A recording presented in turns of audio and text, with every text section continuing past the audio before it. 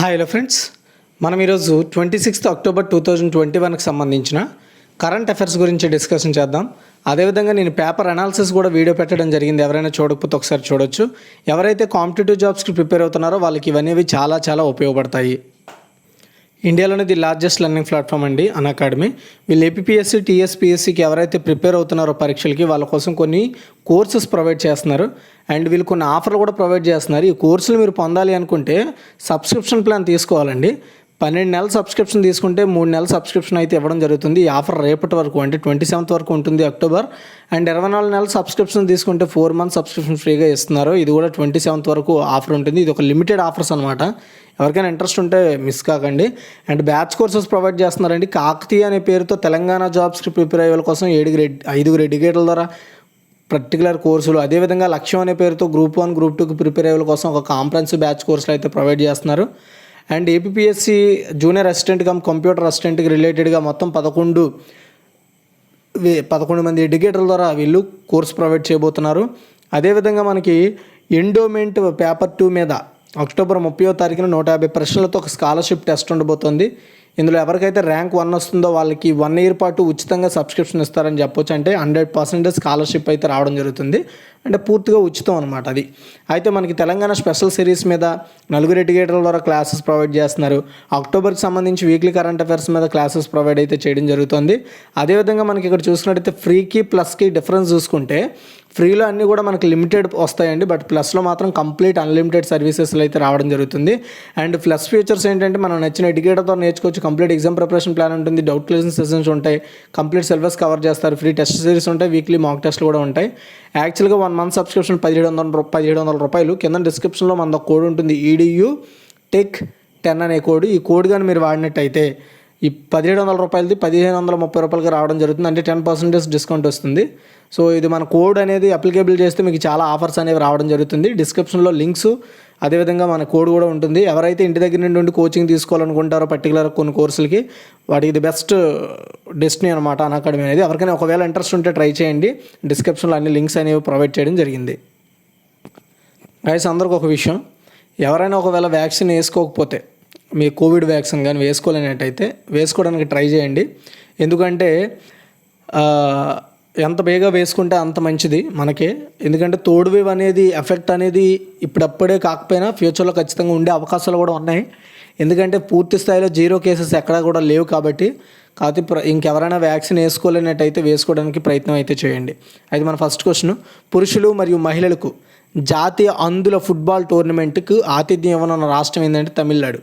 ఈ 2021లో జరగబోయే పురుషులు మరియు మహిళలు జాతీయ అందుల ఫుట్బాల్ టోర్నమెంట్ అనేది తమిళనాడులో జరగబోతుందండి. సో ఇలాంటి ఒక టోర్నమెంట్కి, అందుల ఫుట్బాల్ టోర్నమెంట్కి తమిళనాడు ఫస్ట్ టైము ఆతిథ్యం ఇస్తుంది, హోస్ట్ చేస్తుంది. రాష్ట్రం 2018లో పురుషుల కోసం మాత్రమే అందుల ఫుట్బాల్ జట్టును ఏర్పాటు చేసింది. అయితే ఇప్పుడు 2019లో తమిళనాడు బ్లైండ్ ఫుట్బాల్ అసోసియేషన్ పనితీరు ప్రారంభించి జాతీయ స్థాయిలో మహిళలు అదేవిధంగా పురుషులు కలిసి అందుల ఫుట్బాల్ టోర్నమెంట్ నిర్వహించడం తమిళనాడు గవర్నమెంట్కి ఇది ఫస్ట్ టైం, గుర్తుపెట్టుకోండి. ఓకే, తర్వాత సెకండ్ వన్, QZS-1R అనే ఒక నావిగేషన్ శాటిలైట్ను విజయవంతంగా కక్షలోకి ఏ దేశం విజయవంతంగా ప్రయోగించిందంటే జపాన్ అండి. దశాబ్దాల నాటి నావిగేషన్ శాటిలైట్ స్థానంలో ఇప్పుడు జపాన్ ఒక కొత్త నావిగేషన్ శాటిలైట్ని విజయవంతంగా కక్షలోకి ప్రవేశపెట్టిందండి. నావిగేషన్ అంటే ఏంటండి? పర్టికులర్గా మనం వెళ్ళే ప్రాంతానికి ఏ విధంగా రీచ్ అవ్వాలనేది నావిగేషన్ చేస్తుంది కదా. సో అలాంటి అప్డేటెడ్ నావిగేషన్ సిస్టమ్ని డెవలప్ చేయడం కోసం కొత్త శాటిలైట్ని పంపించింది అంతరిక్షంలోకి జపాను. QZS, ఓకే గుర్తుపెట్టుకోండి, QZS అనే ఒక ఉపగ్రహాన్ని H2A రాకెట్లో తనిగాషియా అంతరిక్ష కేంద్రం నుండి పంపించినట్లుగా మిత్సుబిషి హెవీ ఇండస్ట్రీస్ ఒక ప్రకటనలో తెలిపింది. కంపెనీ H2A రాకెట్లను Japan aerospace exploration agency JAXA నిర్వహిస్తోంది. ఓకే, తరువాత third one, United Nations climate change conference of parties, COP అంటాం మనము. ఈ COP 26 ఏ నగరంలో జరగనుంది అంటే గ్లాస్గో. చూడండి, ప్యారిస్ ఒప్పందం తర్వాత అత్యంత కీలకమైన వాతావరణ మార్పు సదస్సు 26వ United Nations climate change conference of parties COP 26 అనేది యునైటెడ్ కింగ్డమ్లో గ్లాస్గో సిటీలో అక్టోబర్ 21 నుండి నవంబర్ 12 వరకు కూడా నిర్వహించబోతున్నారు. COP26 అనేది ప్రభుత్వ మరియు ప్రైవేట్ రంగంలో వాతావరణ చర్యలను బలోపేతం చేయడం కోసం గ్లోబల్ వార్మింగ్ను 2 డిగ్రీల కంటే తక్కువగా పరిమితం చేసే దిశగా దేశాలు, కార్పొరేట్ సంస్థలు కలిసి పనిచేయడం కోసం ఈ మీటింగ్ పెట్టుకొని దాని మీద కార్యాచరణ ఏ విధంగా జరుగుతోంది అనేది చర్చిస్తారనమాట. ఓకే. తర్వాత 4, దేశంలోనే తొలి రక్షణ వ్యవస్థల కేంద్రం ఎక్కడ ఏర్పాటు కానుంది అంటే తెలంగాణ అండి. తెలంగాణ రాష్ట్రం సంగారెడ్డి జిల్లా జహీరాబాద్ సమీపంలో ఏల్గోయి వద్ద దాదాపు 511 ఎకరాల విస్తీర్ణంలో దేశంలోనే మొదటి సమీకృత రక్షణ వ్యవస్థ కేంద్రం. అంటే అన్ని రక్షణ వ్యవస్థలు డెవలప్ చేసేలా, సిస్టమ్స్ డెవలప్ చేసేలా ఒక కేంద్రాన్ని ఏర్పాటుకు VEM అంటే వెమ్ టెక్నాలజీస్ కంపెనీ ముందుకు వచ్చింది. ఇందుకు సంబంధించి కంపెనీ అదేవిధంగా తెలంగాణ ప్రభుత్వం మధ్య ఒక ఒప్పందం కూడా కుదిరింది. హైదరాబాద్లో జరిగిన ఈ ఒప్పంద కార్యక్రమంలో తెలంగాణ పరిశ్రమల శాఖ మంత్రి, పురపాలక శాఖ మంత్రి కల్వకుంట్ల తారక రామారావు గారు పాల్గొన్నారు. అదేవిధంగా ఈ మినిస్ట్రీకి రిలేటెడ్ కొంతమంది ఆఫీసర్స్ కూడా పాల్గొని ఈ ఒప్పందం చేసుకోవడం జరిగిందండి. క్షిపణి వ్యవస్థలను సిద్ధం చేసేందుకు అనువుగా ఉన్న కేంద్రం కోసం వెమ్ టెక్నాలజీస్ 1000 కోట్లు పెట్టబోతున్నట్లుగా ఐటీ మంత్రి కె తారక రామారావు గారు అనౌన్స్ చేయడం జరిగింది. తర్వాత 5th వన్, భారతదేశంలో జల విద్యుత్ ప్రాజెక్టును ప్రారంభించిన మొదటి విమానాశ్రయం ఏది? కొచ్చి అంతర్జాతీయ విమానాశ్రయం అండి. భారతదేశంలో ప్రభుత్వ ప్రైవేటు భాగస్వామ్యం అంటే PPP అంటారు. ఓకే. దీని ద్వారా వచ్చే మొదటి విమానాశ్రయంగా మరియు సౌరశక్తితో పనిచేసే ప్రపంచంలో మొట్టమొదటి విమానాశ్రయంగా కొచ్చి విమానాశ్రయం నిలిచింది ఇంతకుముందు. ఇప్పుడు మళ్ళీ కూడా భారతదేశంలోనే మొదటి జల విద్యుత్ ప్రాజెక్టును ప్రారంభించిన మొదటి అంతర్జాతీయ విమానాశ్రయంగా కొచ్చి అంతర్జాతీయ విమానాశ్రయం అయితే నిలవడం జరిగిందండి. కోజిగేడు సమీపంలో అరిప్పర వద్ద 11 మిలియన్ యూనిట్ల వార్షిక విద్యుత్ ఉత్పత్తి సామర్థ్యం కలిగిన పవర్ ప్లాంట్ నవంబర్ 6న ప్రారంభం కాబోతోంది. నవంబర్ మొదటి వారంలో Kerala state electricity board KSEB గ్రిడ్కు విద్యుత్ అందించబోతోంది. నెక్స్ట్ 52 కోట్లతో నిర్మిస్తున్న ఈ ప్రాజెక్టుకు కేరళ ముఖ్యమంత్రి పినరాయి విజయన్ ప్రారంభించబోతున్నారు. 4.5 మెగావాట్ల run of the river small hydro project SHP Cochin international ఎయిర్పోర్ట్స్కు కేరళ ప్రభుత్వ విద్యుత్ శాఖ దాని SHP విధానంలో భాగంగా build own operate transfer boot ప్రతిపాదికన దీనికి లీజ్కి అయితే ఇవ్వడం జరుగుతుంది. ఓకే. ఇదంతా మీరు పక్కన పెడితే మీరు ఇందులో మెయిన్ గ్రహించాల్సింది ఏంటంటే భారతదేశంలో జల విద్యుత్ ప్రాజెక్టును ప్రారంభించిన మొదటి విమానాశ్రయం కొచ్చి అంతర్జాతీయ విమానాశ్రయం అండి. అంటే జల విద్యుత్ ద్వారా వచ్చే ఏదైతే ఎనర్జీ ఉంటుందో దాన్ని ఈ కొచ్చి విమానాశ్రయం వాడుకుంటుంది. ఇంతకుముందు సోలార్ సిస్టంతో కూడా ఇదే విధమైన పవర్ని వాడుకునేలా ఫస్ట్ ప్రాజెక్టు చేపట్టిన విమానాశ్రయం కూడా ఇదే. తర్వాత 6th వన్, డిజిటల్ కరెన్సీని ప్రారంభించిన మొదటి ఆఫ్రికన్ దేశం ఇది. ఇంతకుముందు మనం ప్రీవియస్గా ప్రారంభించనున్న దేశం ఏంది అని చెప్పుకున్నాం. ఇప్పుడు ప్రారంభించేసింది ఆల్రెడీ, అది వచ్చేసి నైజీరియా. ఓకే. నైజీరియా డిజిటల్ కరెన్సీని ప్రారంభించిన మొదటి ఆఫ్రికన్ దేశంగా అవతరించింది. దాని పేరు ఈ నైరా దాని పేరు, ఆ కరెన్సీ పేరు. సో ఇది ఆల్రెడీ అన్ని బ్యాంకింగ్స్కి పాస్ అయిపోయింది. ఇకపై ఆ దేశంలో ఉండే ప్రతి ఒక్కరు కూడా ఈ నైరాని వాడుకోవచ్చు. ఇది ఒక డిజిటల్ కరెన్సీ. అది ఆఫ్రికాలో అత్యధిక జనాభా కలిగిన దేశం బహుమాస్లో చేరింది. యాక్చువల్గా బహుమాస్ అనేది డిజిటల్ కరెన్సీని ప్రారంభించిన మొదటి దేశం. అక్టోబర్లో $1 అని పిలువబడే ఒక సాధారణ ప్రయోజన సెంట్రల్ బ్యాంక్ డిజిటల్ కరెన్సీని ప్రారంభించిన మొదటి దేశం. కానీ ఇది మొత్తము దేశవ్యాప్తంగా ఈనైరా అనే దాన్ని నార్మల్ కరెన్సీగా వాడుకోవచ్చు అనమాట ఇకపై. సో ఇలా ఆఫ్రికన్ దేశంగా నిలిచింది ఈనైరా. తర్వాత 7th వన్, బాణసంచ కాల్చడంపై అవగాహన కల్పించేందుకు ఏ రాష్ట్రము లేదా యూటీ పతాకే నహి దియా జలావో ప్రచారాన్ని ప్రారంభించింది అంటే ఢిల్లీ అండి. ఢిల్లీలో మనందరికీ తెలుసు, మన దేశంలోనే అత్యధికంగా పొల్యూటెడ్ ఎయిర్ ఉండే ప్రాంతము ఢిల్లీ అనమాట. అయితే ఈ దీపావళి రాబోతుంది. ఈ టైంలో బాణసంచా కాల్చడంపై అవగాహన కల్పించడం కోసం ఢిల్లీ గవర్నమెంట్ అక్టోబర్ 27న అంటే పతాకే నహి దియా జలావో అనే ఒక ప్రచారాన్ని ప్రారంభించబోతోందని ఢిల్లీ పర్యావరణ మంత్రి గోపాల్ రాయ్ అనౌన్స్ చేశారు. ఎవరైనా బాణసంచా కాల్చిన వారిపై భారత శిక్షణా స్మృతి IPC కింద పేలుడు పదార్థాల చట్టంలోని సంబంధిత సెక్షన్ల కింద కఠిన చర్యలు తీసుకుంటారు. జిల్లా స్థాయిలో 15 బృందాలను ఏర్పాటు చేశారనమాట. ఈ 15 బృందాలు ఆ జిల్లా స్థాయిలో ఉండే విక్రేతలపై నిఘా పెట్టి వాళ్ళకి అవగాహన కల్పిస్తారు. అండ్ అదేవిధంగా దేశ రాజధాని ఢిల్లీలో మొత్తం 157 పోలీస్ స్టేషన్లో 2 సభ్యుల బృందం కూడా ఏర్పాటు చేశారు. ఒక్కొక్క ఇద్దరు సభ్యుల బృందం ఉంటుంది. వాళ్ళిద్దరు కూడా పెట్రోలింగ్ చేస్తూ ఉంటారనమాట వీటి మీద. ఓకే, గుర్తుపెట్టుకోండి. ఎందుకంటే బాణసంచాలు కాల్చడం ద్వారా పొల్యూషన్ అనేది ఇంకా పెరిగిపోతుంది. దాని ద్వారా అది మొత్తం క్యాపిటలైజేషన్ సిటీ అంతా కూడా స్ప్రెడ్ అవుతుంది. దాని ద్వారా ఇబ్బందులు వస్తాయనే ఉద్దేశంతో ఈ ఆలోచన చేశారు. నెక్స్ట్ 8, నిపుణ్ భారత్ మిషన్ అమలు కోసం ఏర్పాటైన జాతీయ స్టీరింగ్ కమిటీకి ఎవరు నేతృత్వం వహిస్తారంటే ధర్మేంద్ర ప్రధాన్ అండి. ధర్మేంద్ర ప్రధాన్ ప్రజెంట్ మనకి ఎడ్యుకేషన్ మినిస్టర్. ఓకే, సో పాఠశాల విద్య మరియు అక్షరాస్యత విభాగం నిపుణ్ భారత్ మిషన్. యాక్చువల్గా నిపుణ్ అనేది ఎందుకు తీసుకొచ్చారంటే పాఠశాల స్థాయిలో నిరక్షరాస్య స్థితిని అక్షరాస్యతను పెంచడం కోసం అంటే ప్రతి ఒక్కరు కూడా చదువుకునేలా ప్రోత్సహించడం కోసం నిపుణ్ భారత్ అనే మిషన్ తీసుకొచ్చిన విషయం మనందరికీ తెలుసు. ఈ సంవత్సరంలోనే తీసుకొచ్చారు. అయితే దీనికి స్టీరింగ్ కమిటీని అంటే ఏ విధంగా పనిచేయాలనే దానికి ఒక కమిటీని ఏర్పాటు చేశారు. ఈ కమిటీకి కేంద్ర విద్యామంత్రి శ్రీ ధర్మేంద్ర ప్రధాన్ గారు హెడ్గా ఉంటారు. అండ్ ఎన్ఎస్సికి చైర్పర్సన్గా, అదేవిధంగా రాష్ట్ర విద్యామంత్రి శ్రీమతి అన్నపూర్ణాదేవి అంటే స్టేట్ లెవెల్ మినిస్టర్ అయిన శ్రీమతి అన్నపూర్ణాదేవి వైస్ చైర్మన్గా వ్యవహరిస్తారు. దీనికి చైర్మన్గా వచ్చేసి ధర్మేంద్ర ప్రధాన్ గారు, వైస్ చైర్మన్గా వచ్చేసి అన్నపూర్ణాదేవి గారు. ఓకే, సహాయ మంత్రి. తర్వాత 9, ఇండియన్ ప్రీమియర్ లీగ్ IPL 2022లో ఎన్ని జట్లు పోటీ పడతాయంటే 10 అండి. యాక్చువల్గా 8 ఉండేవి ఇప్పటి వరకు. ఆ లిస్టులో ఇప్పుడు 10 చేరాయి. అంటే అడిషనల్గా 2 చేరడం జరిగింది. సో ఇందులో ఒకటి అహ్మదాబాద్ జట్టు ఒకటి, ఇంకొకటి లక్నో జట్టు ఒకటి అనమాట. సో ఈ 2 యాడ్ అవడంతో మొత్తం 10 జట్లకు చేరింది. 2 ఫ్రాంచైజీలు IPL 15వ సీజన్ నుంచి మెగాలీలో భాగం కానున్నాయి. ఈ మేరకు BCCI 2 జట్లు వివరాలను వెల్లడించింది. అదేంటంటే లక్నో జట్టుకు RB సంజీవ్ గోయంకా గ్రూపు 7,090 కోట్లు దక్కించుకోగా, అహ్మదాబాద్ కోసం ఐరీలియా కంపెనీ సివిస్ క్యాపిటల్ 5,600 కోట్లు వెచ్చించింది. 2 జట్ల నుంచి 10,000 కోట్లు ఆశించిన BCCIకి ఈ బిడ్ల ద్వారా 12,715 కోట్లు అయితే ఆదాయం రావడం జరుగుతుంది. ఓకే, రీసెంట్గా యాడ్ అయిన కొత్త జట్లు ఒకటి అహ్మదాబాద్, ఇంకోటి లక్నో. అహ్మదాబాద్ వచ్చేసి గుజరాత్కి చెందింది, లక్నో వచ్చేసి ఉత్తరప్రదేశ్కి చెందింది. తర్వాత అంటే ఆ ఊర్ల పేర్లు.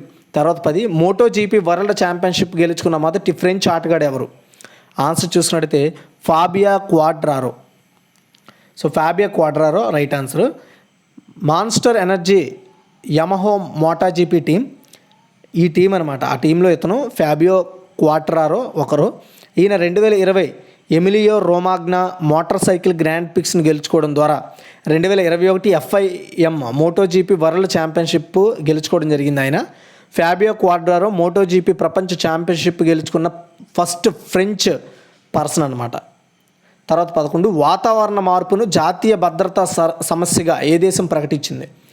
అంటే వాతావరణంలో మార్పు చెందడం అనేది అక్కడ నేషనల్ ఇష్యూ అనమాట. నేషనల్ సెక్యూరిటీ కింద, భద్రత కింద ఏ దేశం ప్రకటించిందంటే ఇజ్రాయెల్ అండి. ఓకే, ఇజ్రాయెల్ దేశ ప్రధానమంత్రి నఫ్తాలీ బెన్నెట్ వాతావరణ మార్పును జాతీయ భద్రతా సమస్యగా ఆయన ప్రకటించడం జరిగిందండి. సో బెన్నెట్ నేతృత్వంలోని కొత్త సంకీర్ణ ప్రభుత్వం ఇజ్రాయెల్ తన గ్రీన్ హౌస్ వాయు ఉద్గారాలను 2030 కల్లా 27% తగ్గించుకోవాలని, 2015 స్థాయితో పోల్చితే 2050 నాటికి 85% తగ్గించాలని టార్గెట్ పెట్టింది. ఓకే, అయితే ఇక్కడ మీరు గుర్తుపెట్టుకోవాల్సిన విషయం ఏంటంటే, ఎందుకు జాతీయ భద్రత సమస్యగా ప్రకటించారు అంటే దీని మీద ప్రభుత్వం ఎక్కువ మొత్తంలో చర్య తీసుకుంటుంది. అది. తర్వాత 12, ఇటీవల ప్రధానిని అరెస్ట్ చేసి ఏ దేశ సైన్యం అధికారాన్ని చేజిక్కించుకుంది? ఓకే, మయన్మార్లో ఎలాంటి ఏదైతే ప్రభుత్వాన్ని దించి సైన్యాలు అధికారం చేజిక్కించుకున్నాయి కదా, ఆ లిస్టులో ఇప్పుడు సుడాన్ కూడా చేరింది. ఆఫ్రికా దేశం సుడాన్లో సైన్యం అధికారం హస్తగతం చేసుకుంది, అంటే చేజిక్కించుకుంది. ఆపద్ధర్మ ప్రధానమంత్రిని అదుపులోకి తీసుకున్న సైన్యం దేశంలో ఇంటర్నెట్ సేవలను కూడా నిలిపేసింది.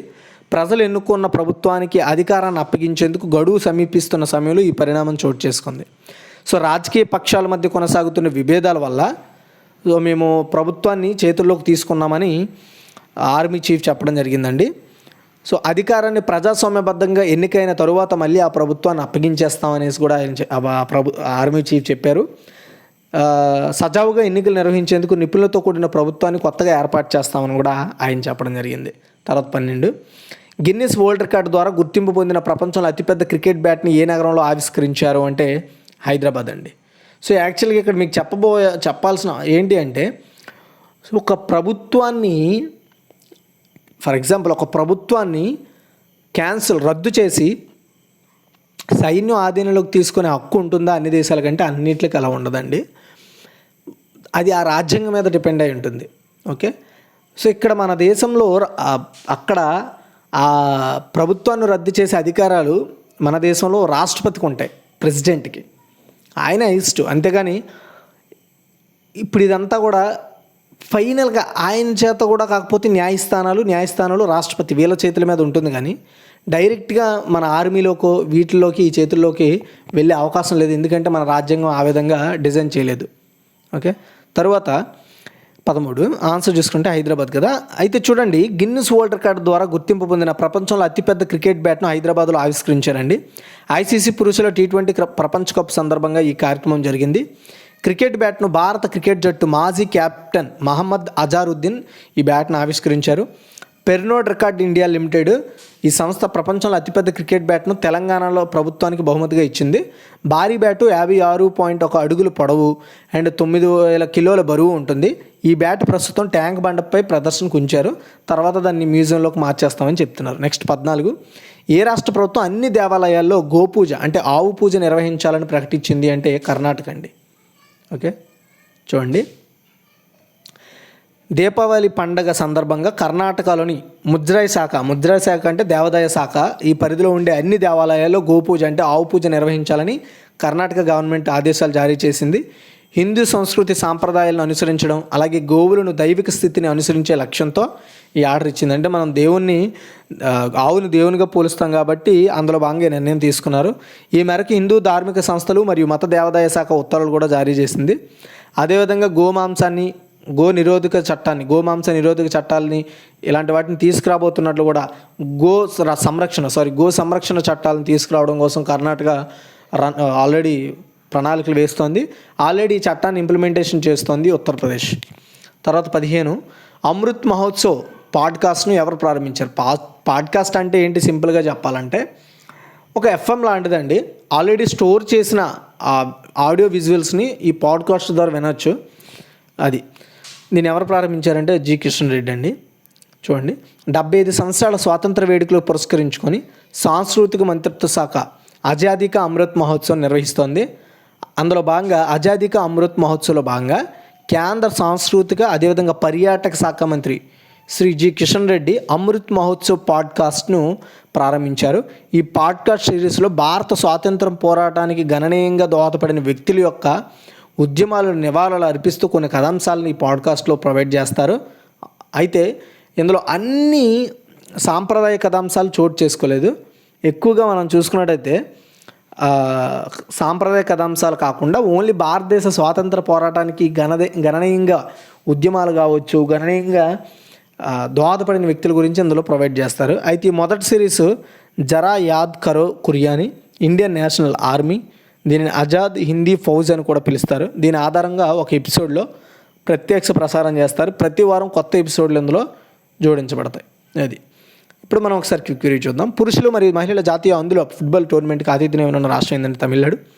QZS-1R అనే ఒక నావిగేషన్ శాటిలైట్ విజయవంతంగా కక్షలోకి ఏ దేశం విజయవంతంగా ప్రయోగించిందంటే జపాన్.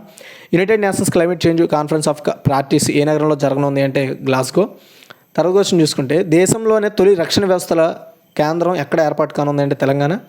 భారతదేశంలో జల విద్యుత్ ప్రాజెక్టు ప్రారంభించిన మొదటి విమానాశ్రయం ఏంటి అంటే కొచ్చిన్ అంతర్జాతీయ విమానాశ్రయం. డిజిటల్ కరెన్సీని ప్రారంభించిన మొదటి ఆఫ్రికన్ దేశం ఏంటి అంటే నైజీరియా. అండ్ బాణసంచాలపై కాల్చడంపై అవగాహన కల్పించేందుకు ఏ రాష్ట్రం కాల్చకుండా ఉండడంపై అవగాహన కల్పించేందుకు ఏ రాష్ట్రం లేదా యూటీ పతాకే నహి దియా జలావో ప్రచారాన్ని ప్రారంభించిందంటే ఢిల్లీ. నిపుణ్ భారత్ మిషన్ అమలు కోసం ఏర్పాటైన జాతీయ స్టీరింగ్ కమిటీకి ఎవరు నేతృత్వం వహిస్తారంటే శ్రీ ధర్మేంద్ర ప్రధాన్ అండి. తర్వాత క్వశ్చన్ చూసుకుంటే ఇండియన్ ప్రీమియర్ లీగ్ 2020లో ఎన్ని జట్లు పోటీ పడతాయంటే 10. 2గా అహ్మదాబాద్, లక్నో చేరాయి. మోటోజీపీ వరల్డ్ ఛాంపియన్షిప్ గెలుచుకున్న మొదటి ఫ్రెంచ్ ఆటగాడు ఎవరంటే ఫాబియా క్వాడ్రారో. వాతావరణ మార్పును జాతీయ భద్రత సమస్యగా ఏ దేశం ప్రకటించిందంటే ఇజ్రాయెల్. అండ్ ఇటీవల ప్రధానిని అరెస్ట్ చేసిన ఏ దేశ సైన్య అధికారం చేజిక్కించుకుందంటే సుడాన్. గిన్నిస్ వరల్డ్ రికార్డు ద్వారా గుర్తింపు పొందిన ప్రపంచంలో అతిపెద్ద క్రికెట్ బ్యాట్ను ఏ నగరంలో ఆవిష్కరించారంటే హైదరాబాద్. ఏ రాష్ట్ర ప్రభుత్వం అన్ని దేవాలయాల్లో గోపూజ నిర్వహించాలని ప్రకటించింది అంటే కర్ణాటక.